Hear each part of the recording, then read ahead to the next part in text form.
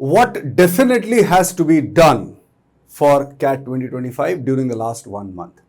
आपने अभी तक एक बार पूरी पढ़ाई कर ली है या अगर नहीं की है अभी शुरू कर रहे हैं, तो कौन कौन से ऐसी चीज़ें हैं जो आपको डेफिनेटली करनी ही चाहिए, क्योंकि अब समय कम है तो कुछ दिमाग में ये आ रहा होगा कि कौन से टॉपिक छोड़ दें या कुछ टॉपिक इंपॉर्टेंट जो पहले कर लें.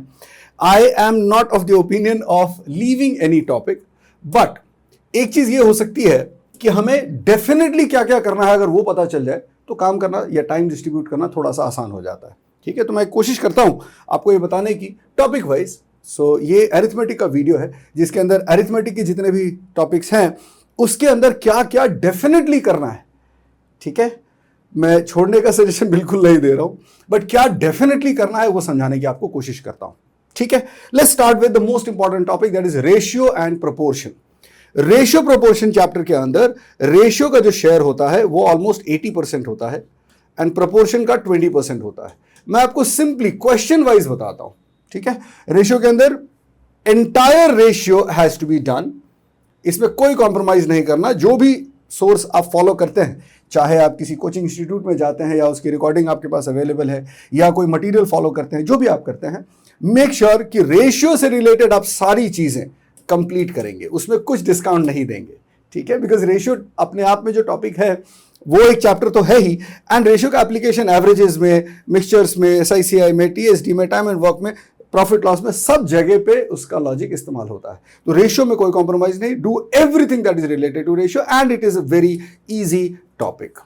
ठीक है, सारी चीजें, रेशियो का डेफिनेशन, उसके अंदर फिर आप एडिशन सब्ट्रैक्शन जो चीजें करते हैं, या फिर let's say combining ratios, law of equal ratios. So these are the 8 things that you must do as far as ratio is concerned. Proportionality के अंदर मैं आपको सीधे सीधे वो चीज बता देता हूं जो डेफिनेटली करनी है, that is questions related to fixed and variable cost. ये आपको डेफिनेटली करना है. ठीक है, fixed variable cost and weight breaking questions. Question जिसमें वेट को ब्रेक कर देते हैं और उसकी प्राइस चेंज हो जाती है, वेट ब्रेकिंग प्राइस वाला क्वेश्चन. ठीक है, तो ये दोनों चीजें आप प्रोपोर्शनैलिटी में डेफिनेटली करेंगे. बाकी भी करना चाहिए, अगर आपके पास समय कम है तो ये डेफिनेटली करना है. ठीक, परसेंटेज चैप्टर. परसेंटेज एक ऐसा चैप्टर है जिसके अंदर आपको सारी चीजें करनी ही चाहिए. ठीक है, बिकॉज ये अगेन ये this also forms the foundation for a lot of other areas, other chapters. So ये भी पूरा फुल करना है. इसमें से क्या जो डिफिकल्ट पार्ट है जिसमें हम थोड़ा कम एफर्ट कर सकते हैं वो मैं आपको बता देता हूं. जो सक्सेसिव चेंज वाला एक सिचुएशन होता है जिसमें multiple times, more than 3 times या more than 4 times, more than 3 times change, ये आप देख सकते हो. अगर आप छोड़ना चाहते हो तो छोड़ सकते हो, बट उसके अलावा बाकी सारी चीजें, so almost 90% of the chapter of percentage you have to do. It's a very easy chapter. इसमें स्पेशली एक जो चीज है that is reciprocals and fraction conversion. ये तो डेफिनेटली करना है. ठीक है, सो जैसे ये वाला क्वेश्चन मैं आपको बता देता हूं. जैसे कोई चीज की प्राइस एक बार बढ़ती है, फिर कम होती है, फिर बढ़ती है, फिर कम होती है, तो 4 चेंजेस हो गए. वो वाले क्वेश्चंस अगर आपको नहीं समझ आते हैं तो आप उसको एक बार को रहने दे सकते हो. बाकी सारा कुछ परसेंटेज चैप्टर के अंदर आपको करना ही करना है without any discount. Okay, profit loss के अंदर प्रॉफिट लॉस में टॉपिक कोई भी डिफिकल्ट नहीं होता है. ठीक है, टॉपिक सारे आसान होते हैं. तो जो बेसिक कॉन्सेप्ट है जिसमें S/C रेशियो से रिलेटेड अगर कोई क्वेश्चन है वो आप सारे करेंगे, उसमें कोई भी कंफ्यूजन नहीं रखेंगे. फिर कंबाइंड प्रॉफिट का जो भी क्वेश्चन होता है वो आप डेफिनेटली करेंगे. जैसे 2 चीजें, हमने एक घड़ी खरीदी और एक साइकिल खरीदा, कैट का फेवरेट क्वेश्चन है. एक के ऊपर 10% प्रॉफिट, दूसरे के ऊपर 20% लॉस, ओवरऑल 40% प्रॉफिट या 5% profit, what is the ratio of cost price और what is the cost price of one of them. इस तरह के जो क्वेश्चंस होते हैं वो आप डेफिनेटली करेंगे. सो S/C ratio related and combined profit related वो चीजें डेफिनेटली करेंगे. फिर एक आता है क्वेश्चन उसके अंदर जिसमें चीटिंग होती है, राइट, फॉल्टी वेट्स वाले क्वेश्चन, फॉल्टी मेजरमेंट्स वाले क्वेश्चन. अब उसमें सारे क्वेश्चन आसान नहीं होते.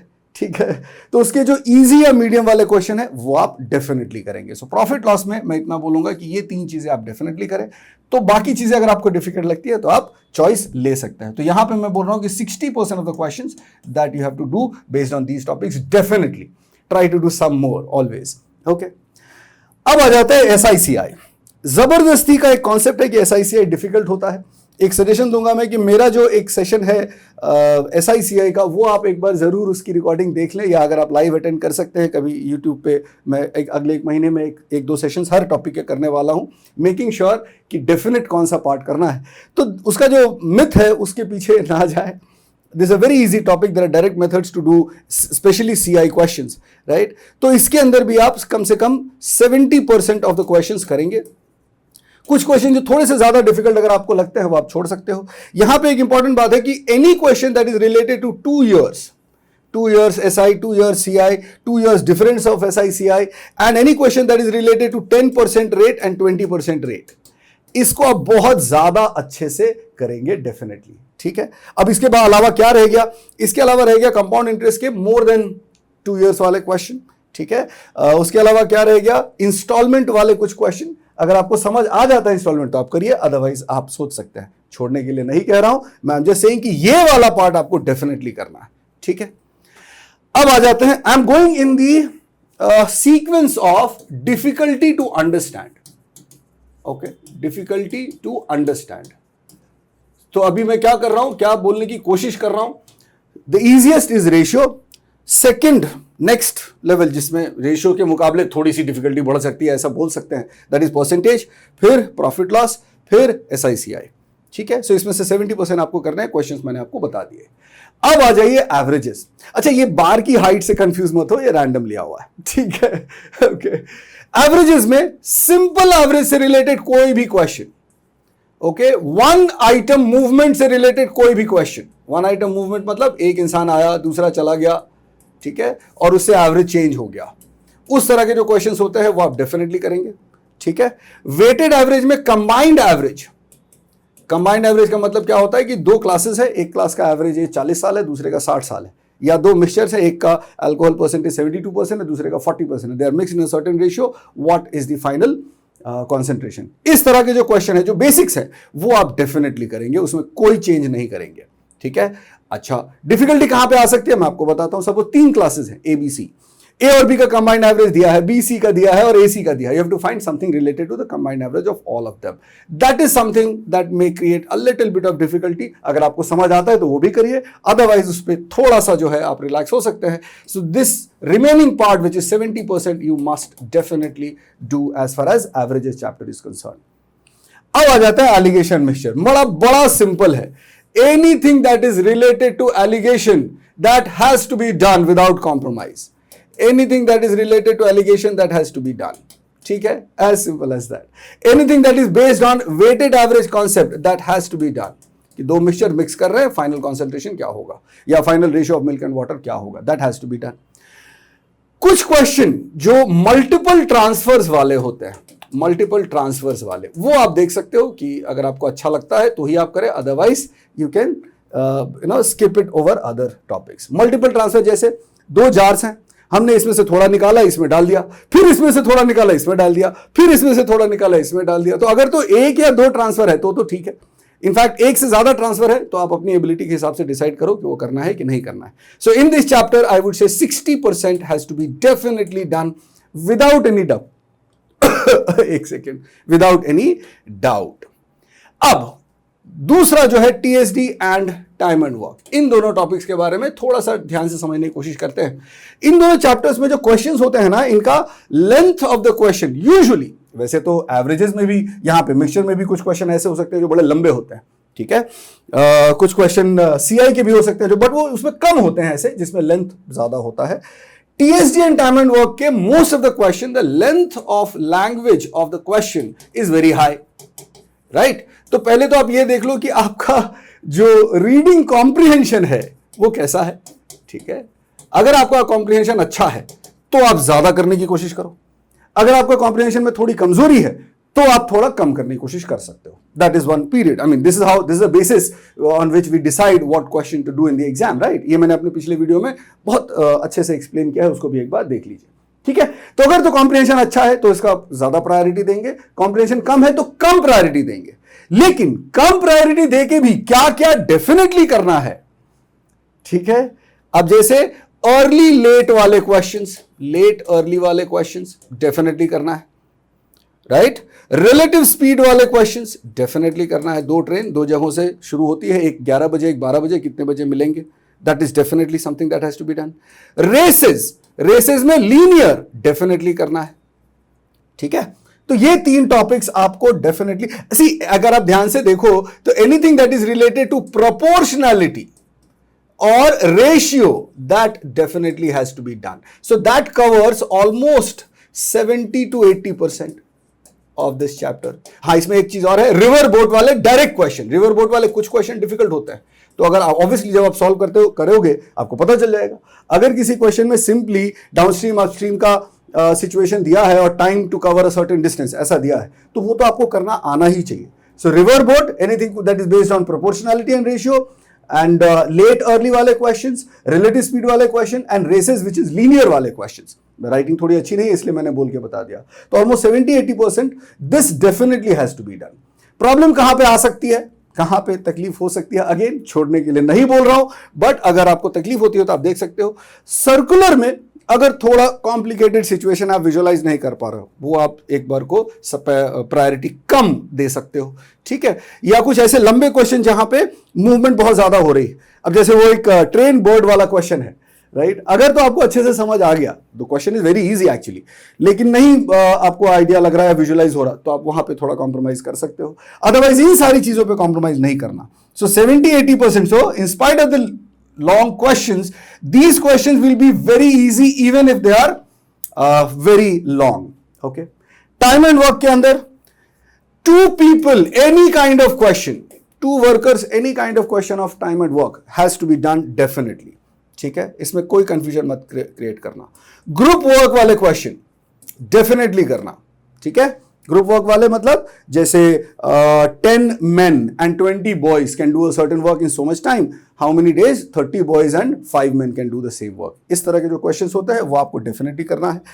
जैसे डायरेक्ट 2 people वाले में जैसे डायरेक्ट क्वेश्चन होते हैं जहां पे हम फॉर्मूले वगैरह कुछ इस्तेमाल कर सकते हैं, T1 into T2 upon T1 plus T2 and so on, ठीक है। एलसीएम बेस्ड वाले क्वेश्चन, अब एलसीएम बेस्ड वाले में आप सारे करना थोड़ा मुश्किल होता है, बट आई वुड से यहां पे यू विड बी, अगर आप सिर्फ बेसिक कॉन्सेप्ट फॉलो करेंगे तो इसमें से ऑलमोस्ट 70% क्वेश्चंस जिसमें हम टोटल वर्क को एलसीएम अज्यूम करते हैं, एलसीएम ऑफ टाइम्स, ये आप कर सकते हो। तो ओवरऑल इस चैप्टर में भी almost 80% of the questions you must do. अब जो बहुत ही लॉन्ग क्वेश्चंस हैं, है ना, जिसमें लैंग्वेज आपको बहुत समझ नहीं आ रहा या कुछ ज्यादा ही कॉम्प्लिकेटेड चीजें हैं, उसको आप छोड़ सकते हो। Otherwise rest of the questions you must do, right. So अगर आप ध्यान से देखो तो मैंने हर टॉपिक के अंदर नेम ऑफ द टॉपिक के साथ with the kind of question that you must do I have explained, ठीक है। आप ट्राई करिए, इतना डेफिनेटली करना है। अच्छा, एक और चीज नोटिस करो, मैंने कहीं पे भी ये नहीं बोला कि कोई चैप्टर छोड़ सकते हो, वो मत कर देना, because the questions that are asked, the number of question which are asked on basic concept is always very high, ठीक है ना। अब वो कौन से टॉपिक का होगा आपको नहीं पता ना। फॉर एग्जाम्पल जैसे टाइम एंड वर्क है, मैं बोल रहा हूं कि उसके कुछ क्वेश्चन डिफिकल्ट होते हैं, पूरा चैप्टर तो डिफिकल्ट नहीं होता। कंपाउंड इंटरेस्ट, उसके कुछ क्वेश्चन डिफिकल्ट होते हैं, पूरा टॉपिक तो डिफिकल्ट नहीं हो सकता, है ना। मिक्सचर सॉल्यूशन में कुछ क्वेश्चन एक्चुअली बहुत डिफिकल्ट होते हैं, बट वो पूरा टॉपिक तो डिफिकल्ट नहीं हो सकता ना। इससे situation of 2 classrooms with a certain number of students या 2 mixtures with a certain percentage of alcohol, question दोनों एग्जैक्टली सेम है। तो इस तरह से एनालाइज करें, कोई भी चैप्टर पूरा ना छोड़े, हर चैप्टर का बेसिक कॉन्सेप्ट डेफिनेटली कंप्लीट करें, राइट। सो इसको करने से क्या फायदा होगा मैं आपको बताता हूं। अगर आप ये पूरा का पूरा अच्छे से करते हो तो on the basis of last at least 10 years of CAT paper, you from just by completing these things you should be able to do at least 5 to 6 questions in CAT exam, ठीक है। So I just wish all the best to you, keep working till the last day, you never know, जितना आप थोड़ा 2, 5, 10, 15, 20 question daily का target रखें, ठीक है। और अच्छा, जितना मैंने ये बोला है इसमें एक और चीज समझने की बात है। अगर मान लो से for example time speed distance है, बड़ा चैप्टर है, लॉन्ग चैप्टर है, बट जितना मैंने बोला है उतना करने के लिए आपको 4 घंटे लगेंगे, और जो चीजें जिनमें कॉम्प्रोमाइज करने को बोला अगर आपको करने जाओगे तो उसमें 8 घंटे के आसपास लगेंगे। तो देखो, कम काम करके यहां पे ज्यादा फायदा हो रहा है, ठीक है। इसमें अमाउंट ऑफ वर्क कम है, लेकिन द नंबर ऑफ क्वेश्चंस कम है, लेकिन इसको समझने में समय ज्यादा लग सकता है। तो इस तरह से इस बेसिस पे डिसाइड किया गया है कि कहां पे कम काम करके ज्यादा फायदा हो सकता है। Same is the case with other situations also. Alright, so this is from my side as far as arithmetic area is concerned. Similarly, I'll work for the other chapters, other areas like algebra, numbers, geometry. उसके अंदर exactly क्या करना है उसके छोटे छोटे videos बना के मैं आपको बताने की कोशिश करता हूँ। आप अपना कमेंट में ज़रूर बताएं कि अगर algebra और geometry में बताया जाए तो आपको बेनिफिट होगा, या कौन से टॉपिक के बारे में आप जानना चाहते हैं। ठीक है, thank you so much, all the best.